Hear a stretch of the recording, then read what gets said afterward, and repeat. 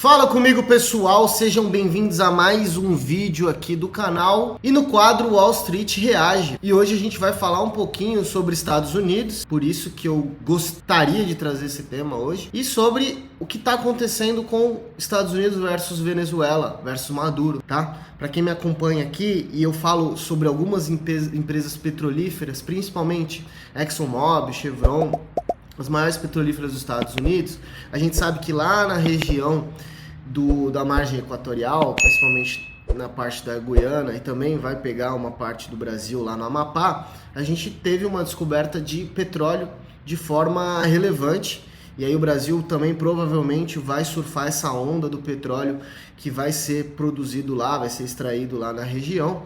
E a Venezuela, recentemente, quis tomar uma região da Guiana chamada Esequibo, que tem petróleo envolvido também. E por todos os problemas que a gente sabe que os venezuelanos têm enfrentado dentro do país, por conta de um regime ditatorial do Nicolás Maduro, que pegou a herança do modelo de Hugo Chávez, a gente sabe que dentro dessa perspectiva a gente tem que tomar um certo cuidado com o que vai acontecer por lá, tá? Então eu queria entender um pouquinho da estratégia dos Estados Unidos para conseguir conter esse tipo de ameaça que a Venezuela vem trazendo lá na parte de cima da nossa América do Sul. E claro que tentando respeitar da melhor forma possível a soberania de outro país. Então aqui é um tema bem sensível. Eu queria trazer aqui justamente o professor Rock falando sobre o que está acontecendo por lá, enfim, do ponto de vista geopolítico, por isso que eu achei interessante falar sobre isso aqui no canal. Vamos lá. E a Venezuela? Agora a gente está vendo um monte de sites falando aí que o Donald Trump colocou, inclusive, uma recompensa para quem tiver mais informações e captura de Nicolás Maduro. Você acha que nós estamos chegando aí no final da história de Nicolás Maduro e sua ditadura ali na Venezuela? Isso pode acontecer? Pode os Estados Unidos invadir a Venezuela, digamos assim, ou isso não existe? Não existe. Os Estados Unidos não vai invadir a Venezuela. Para o Trump fazer um ataque pontual com um avião contra o Irã e acabou a guerra naquele minuto, foi algo bem, assim, bem estratégico. Bem, tipo, além do esperado. Então, tipo, não acho que ele vai invadir a Venezuela, muito menos com soldados. Ele aumentar a recompensa para quem der a cabeça do Maduro, normal, os americanos sempre fizeram isso, não é o Trump que está fazendo isso. Todo presidente americano, é prática do governo americano dar recompensas para quem entregue inimigos dos Estados Unidos. Isso foi feito com Bin Laden, foi feito com o líder do ISIS, uma série de figuras. Eles aproximarem navios militares aqui mais próximo, Esse digamos, que é o ponto. Porque da América Central e América do Sul, você acha que é algum tipo de estamos de olho em você ou não tem nada a ver? Eu não acho que os Estados Unidos vai atacar a Venezuela. Os navios estão aqui porque o Trump deu uma ordem para que o exército americano, os militares, possam atacar os cartéis.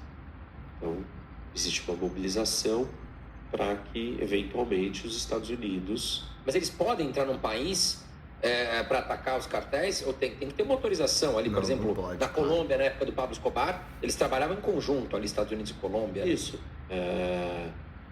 Do ponto de vista legal, você tem que ter uma autorização.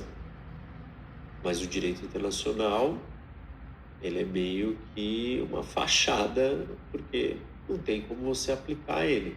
Não tem como você fazer ele ser cumprido. Não tem punição, não tem Ele tá falando mecanismos de investigações, não tem nada. O que ele tá falando é o seguinte, ó. Hoje, se eu não te ataco e eu respeito sua soberania, é porque eu de alguma forma tô querendo ser político. Mas a partir do momento que eu quiser fazer, eu vou fazer e acabou. Principalmente os Estados Unidos, né? É isso que o professor Rock tá falando. Então é uma coisa simbólica. Você cumpre porque você entende que é melhor cumprir, ou o certo é cumprir. Mas os países, na hora que a coisa aperta, eles descumprem. Então, eu não acho que o governo americano deixaria de atacar o território de um país onde estão abrigados cartéis ou traficantes, com a desculpa que isso é uma intervenção à soberania. Até porque você pode trazer um argumento legal que vai dizer: olha, você já não controla mais aquele território, você perdeu a soberania daquele lugar, porque aquele lugar está controlado por essa organização criminosa. E se ela controla aquele território, você não tem mais soberania sobre aquilo.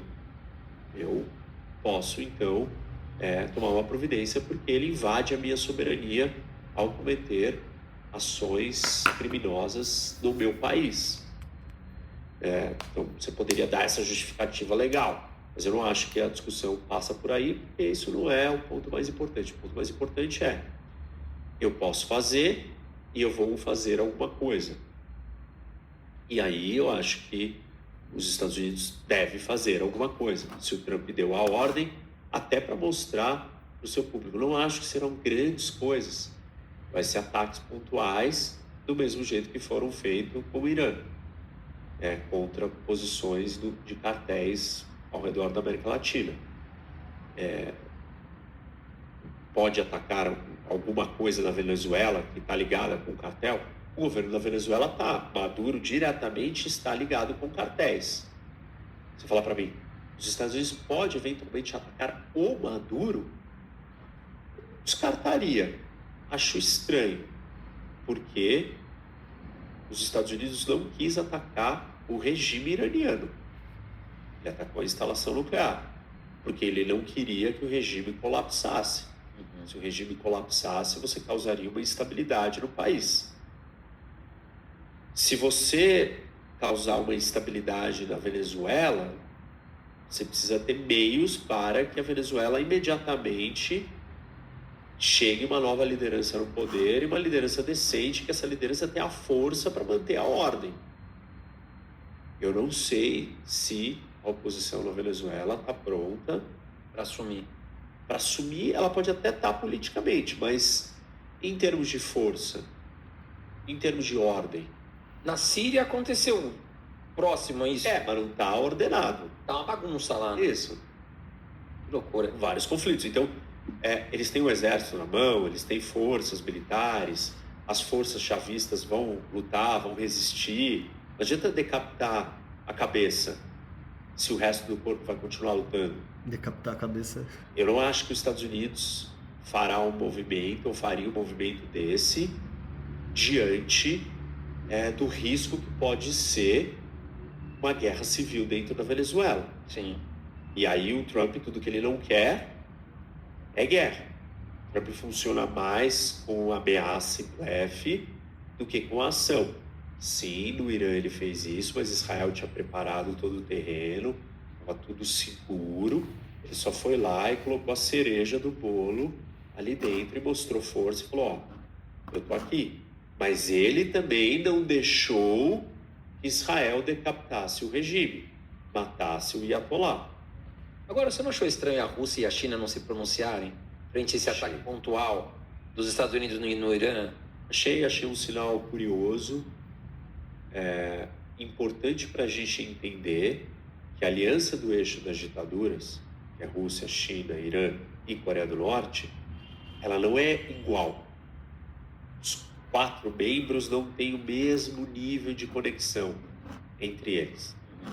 Rússia, China e Coreia do Norte são muito mais similares, muito mais próximos. Inclusive os 3 têm fronteira um com o outro. Sim. O Irã é o irmãozinho estranho. Ele é religioso, fundamentalista, islâmico. Tanto a China quanto a Rússia têm problemas com fundamentalismo e problemas com o Islã. Ele está mais longe. E na hora que a coisa apertou, eles olharam para o Irã e falaram: o Irã não é tão relevante para mim. Não é tão meu amigo assim. Eu não vou me envolver nessa. Eu não vou gastar meu cartucho. minha munição, a minha energia para salvar o Irã. Isso mostra que existem pontos mais frágeis do elo dessa aliança. E é importante perceber isso, para usar ela e minar o resto da aliança. Sim, você pode começar pelo mais fraco para depois se preocupar com os mais fortes, né? Pessoal, quero saber a opinião de vocês, deixa aqui nos comentários. Como eu falei, Nicolás Maduro tá de olho ali na região próxima da Venezuela, ali na fronteira. Tem causado um estrago gigantesco dentro do país. A Venezuela já foi um país... Aí, quando a gente pegar início da década de 90, a gente tinha uma Venezuela completamente diferente do que a gente tem hoje. Um país se desenvolvendo rapidamente, aproveitando seus recursos naturais de forma estratégica, ganhando, população conseguindo ganhar dinheiro, o PIB per capita subindo, e a partir de Hugo Chávez a coisa degringolou. Ainda mais um país que era tão dependente de petróleo. E aí, assim, tem notícia recentemente falando que o Maduro tem ligação com o cartel, que descobriram conexões entre exportação de droga, enfim, é uma doideira só. Tem gente que ainda defende esses caras, isso que eu acho muito louco. Enfim, deixa a sua opinião aqui nos comentários, se você achou desse corte aqui desse vídeo, tá bom? Tamo junto, um grande abraço e a gente se vê aqui no próximo vídeo.